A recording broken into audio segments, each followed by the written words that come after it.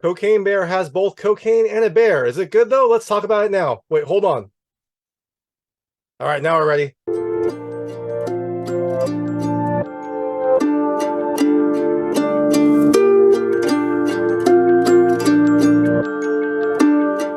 Hey everyone, this is David Stark from Watch Your Pass. Hold on, I gotta put away my movie magic, the energy that's gonna get me through this review.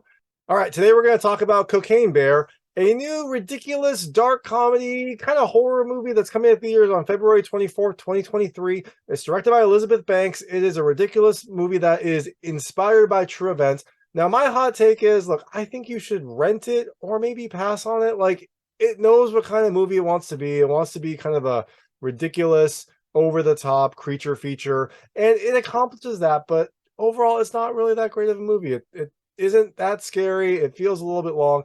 It does some things right, and if you just want to go and see the ridiculousness of it, you'll enjoy it. But it just doesn't feel like that great of a movie. So I'm going to tell you a little bit more about the film. A few things I liked, a few things I didn't like.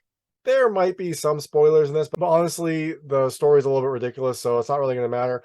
But if you don't want to know, I will try to tell you exactly when the spoilers happen. So, Cocaine Bear is inspired by a true story. And that true story is, I guess, in 1985, there was some drug runner named Andrew C. Thornton who skydived out of a plane with cocaine, and his chute didn't open. So he fell to the ground and his plane crashed in the forest in, I think, Tennessee or Georgia. And they never found the cocaine. So there was cocaine in the forest. That's the true events. Now, in this film, the movie aspect of it is a bear does cocaine and does crazy things. It sounds ridiculous. It is ridiculous. It's very funny in some ways. It's kind of bad in other ways. But that's the overall story. There's a bear on cocaine that gratuitously murders people.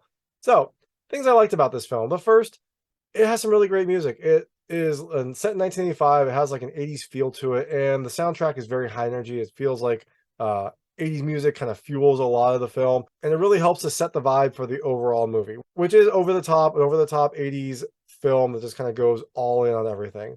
Second thing I loved about this movie is it has a really great sense of humor. There are some really funny moments. There's some funny humorous lines. There's some really good actors. Like, overall, the film is funny, and I enjoyed a lot of the humorous aspects of it. There were definitely times when I was laughing out loud, just because of the insanity of the movie. The third thing I liked is there are practical effects in here, and they are gory practical effects, but they at least use practical effects for a lot of the gore. There's definitely body parts. There's definitely blood and guts that happen in this film, and I really liked that they focus on the practical side for those, because it does make those scenes feel a lot more over the top. And the last thing I really liked is there's a lot of really good wordplay in here. I mean, the film is about a bear on cocaine. They know that this film is dumb, and a lot of there's a lot of line in here that like hint at cocaine. They say higher a lot. Like they'll be telling someone to climb a tree and be like, higher, go higher, or a lot of the songs will have high in them.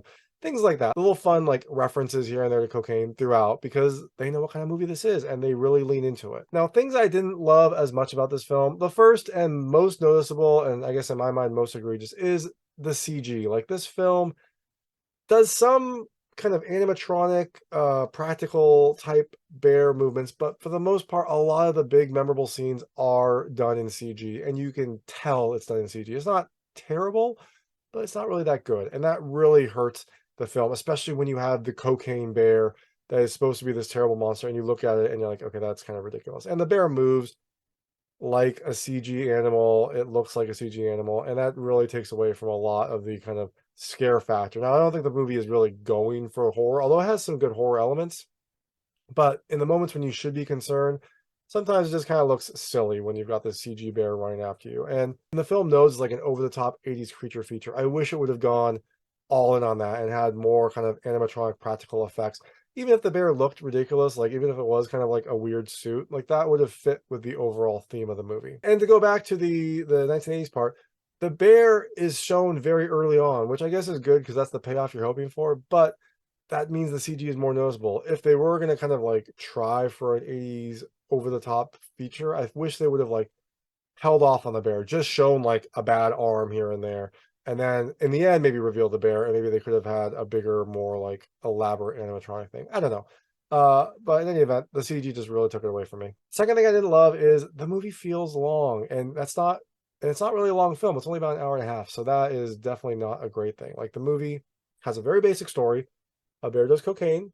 There are three main subplots. All of them revolve around the bear. And that's basically the movie. So it shouldn't feel like a long film, but it does. And I think that's because there's a lot of setup. There's a lot of dragging in the middle as they're trying to set up the three basic storylines. And that causes a film that is a very brisk kind of hour and a half to feel like a very long hour and a half. And the last thing I didn't love as much is it's not really a good film. Like, I appreciate the movie. I think that they definitely knew what they were going for and leaned all in on it. But in the end, like, it is funny and it's entertaining at times, but it's not really a great creature feature.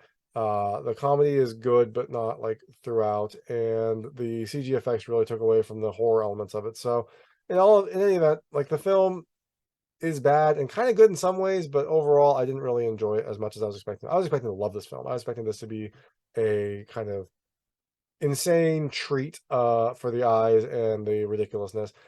And it does that in some respect, but it didn't feel as good as I was expecting it to be. And there were definitely some moments where I just laughed out loud, and not because of the humor and not because of the um, knowing references, because it was just bad in some aspects. So that is Cocaine Bear. It's coming to theaters on February 24th, 2023. It's a ridiculous movie. If you want that, go. You might be able to enjoy it. You might be able to laugh at it, but I think you should probably at least wait to rent it. Probably pass on it, but if you're going to see it, rent it or stream it. So thanks so much for watching. If you liked this review, please like and subscribe to this channel. It helps me out a lot. Make sure all my new content goes straight to you. Thank you.